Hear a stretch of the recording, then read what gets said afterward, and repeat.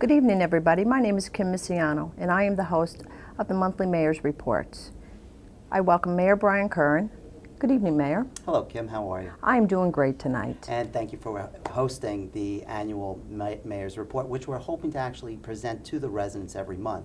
Now, Kim, you asked me right before we started this why I actually decided to do a monthly Mayor's Report, and I thought, as mayor, the main priority is to actually make sure that the residents are informed about the important issues and the special projects that are going on in the village. And I think that the best way to actually keep the residents informed is by a televised monthly report. So I want to thank you for actually hosting it. Second, in the coming months, I'm hoping that the Mayor's Report is going to feature topics that are most important to the residents. Next month, we're going to feature a Mayor's Report which faces the issues that the seniors face and what the Village Hall is trying to do for them. Also, after that, we're going to have Mayor's Report on the overall Lynbrook road system, as well as a beautification project, and also we're going to talk about economic development in our downtown area. So overall, Kim, I'm hoping that this Mayor's Report is a real tool for the residents. It's going to be informative. It's going to be on the issues that are most important to our residents. And like I said, I hope it's going to keep them informed because that's what I want. And I'm sure it will be. Our first topic for this evening is going to be, you started a campaign, Clean Up Lynbrook. Could you explain to the residents of Lynbrook what exactly you are going to do and what it is all about? Thanks, Kim. Actually, we did pass a comprehensive campaign, and we entitled it Clean Up Lynbrook back in August. And it was passed, it was a bunch of legislation that we passed unanimously by the board, and it was meant to deal with the continuing problem, and in fact the increasing problem in our village of litter and the garbage on our streets and on our highways. So we passed a comprehensive set of laws that actually specifically address not only the litter problem, but also whose responsibility it is to pick up the litter once it's on the ground. Now, there are actual real and negative consequences to the litter problem, and that the residents should be made aware of. First and foremost, most importantly, is that with the increasing amount of litter that's showing up on the sides of our roads and in our downtown area, it requires more and more DPW man-hours to actually clean up that litter. Now, Superintendent Healy had actually stated to the public that as of today's date, this year, it has taken the DPW 946 man-hours to clean up the litter in this town. That takes them away from special projects and the essential duties that they have to do. The second real consequence to litter in our town is my administration has actively tried to promote Lynbrook and attract new businesses into our village. Now, if we're bringing in new businesses to look at Lynbrook in our downtown area, they're detracted from the village and bringing their business here if we have an unkept downtown. Right. So we have to address that. And lastly, and probably most importantly, the fact of the matter is, if you have a litter problem, which really is not dealt with by a village, sooner or later, it erodes the confidence and the pride that the residents have in our village. And you know what? Neither I or this village board will ever let that happen. So we actually wanted to target this problem. We always felt, and I felt that when I was elected, that upon coming into office, the village board should deal with the basic problems first and then tackle the bigger problems. And there isn't a more basic problem facing us right now than the cleanliness of our village. And I believe that this campaign is doing just that. Which is a very good idea. Now, I do have an email, or I read an email earlier pertaining from a resident pertaining, they thought that it was a great idea that you clean up the village of Lynbrook, but how are you going to specifically enforce this law? Well, Kim, you know what? First off, I read the same email, and I want to thank the actual resident for sending in the email and thank him for his support. The campaign, and he's not the only resident that actually approached me about this campaign.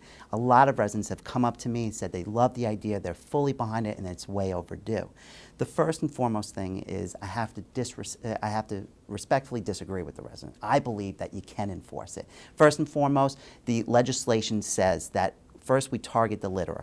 The litterer, once he gets caught littering in Lynbrook, he's going to be assessed a summons, which has a fine of first time $350, the second offense $500. And I hope and I believe that the village prosecutors are going to seek the maximum penalties on all these types of fines. Second, and like I said before, unfortunately the village of Lynbrook can't catch every act of litter in our village. Right. So then we had to the village board wanted to deal with who's going to be responsible for picking up the litter once it's on the ground. We passed legislation that actually made it the responsibility of the property owner to pick up the litter from the ground once it's on the ground.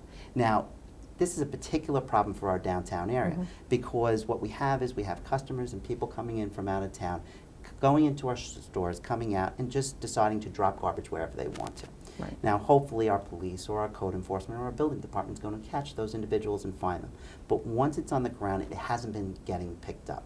So now we pass legislation that requires the business owners to actually sweep and clean up the front of their stores once a day, starting at 10 a.m. If they don't do that, we're going to have code enforcement personnel go there, warn them.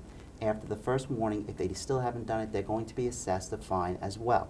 It's going to be a summons with a maximum fine of $350. This is not to penalize the business owner. It's just to change the mindset of the downtown area so that we're going to have a clean downtown area. Now, just to get back to your question about enforcing the legislation, since we've passed this, the Lynbrook Police Department, the Lynbrook Building Department, the Lynbrook Department of Public Works, and Code Enforcement has aggressively pursued this campaign, and they have enforced it. As of today's date, which is only 2 months into the campaign, the Police Department has issued 7 violation tickets for littering. The Department of Public Works has issued 43 warnings to individuals for putting out garbage too early and improperly securing garbage. We have 70 written warnings from the Department of Buildings and 30 verbal warnings from the Department of Buildings for our commercial satellite districts, and we have 45 written warnings to our businesses in the downtown area to clean it up.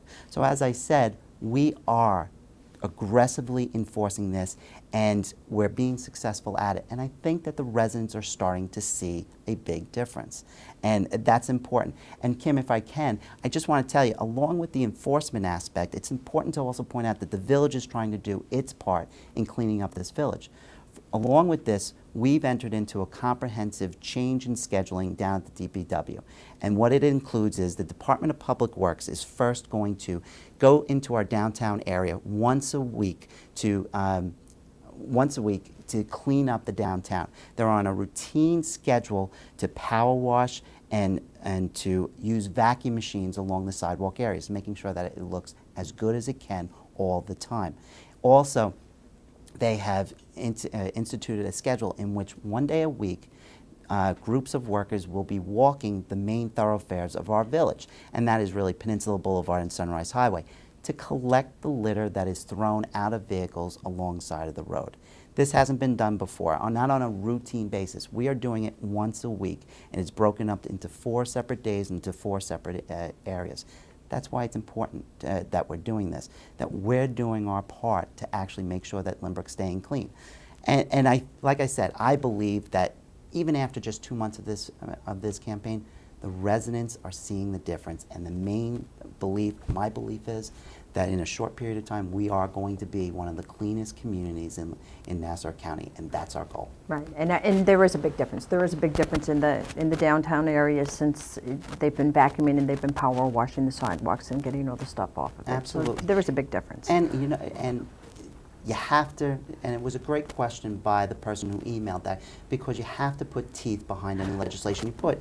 And if you're just going to pass legislation and not give the power to the departments to enforce, then nothing's going to get done. Correct. But in this case, we're seeing that it's There is getting a big done. difference. And it was, like I said, it's a basic problem that we have to deal with, but it's pride in our community, and it's my goal to make sure that Lynbrook's one of the cleanest communities in Nassau County. And you are seeing a difference. You're seeing a very big difference in the downtown area. Now, before we end, I know that each show you want to end with upcoming events and special projects that are going on in the village. Yes, Kim. Anything happening? Anything going up? Anything? Kim, you know what I wanted to actually talk about? Right after I got into office, I have open Mayor's Night down in Village Hall every Thursday night.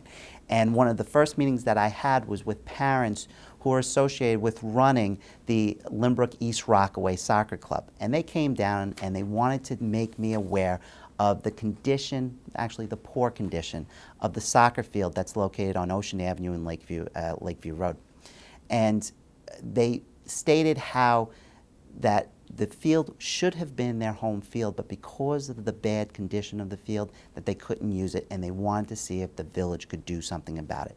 So after talking to the parents, I went down and inspected the field with Trustee Beach, and we presented to the village board a rehabilitation program for the field, which would include the installation of a new grass turf, would also include the installation of new bleachers, new flagpole, new entranceway with a flower box, team banners, and also extensive landscaping of the overall field with the planting of trees, the cleanup of the parking lot, and also the installation of bollards around the parking lot area.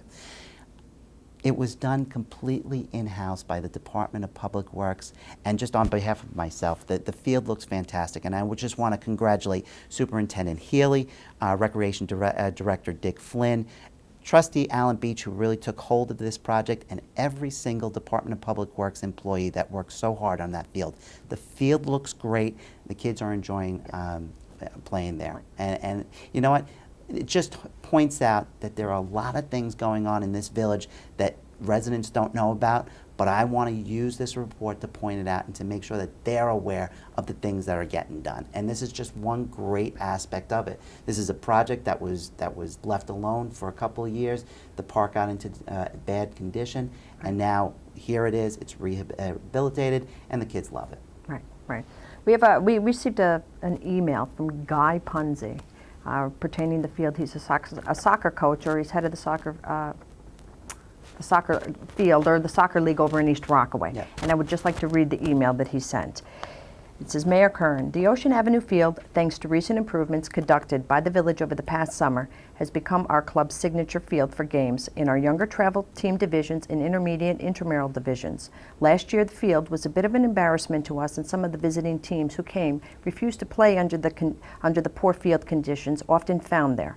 This season, however, the club is excited and proud to fully utilize the facility and is proud to host teams from visiting clubs. Our youngest players are now looking forward to the day when they can come and play in the home field, and thanks for you and your attention to this matter.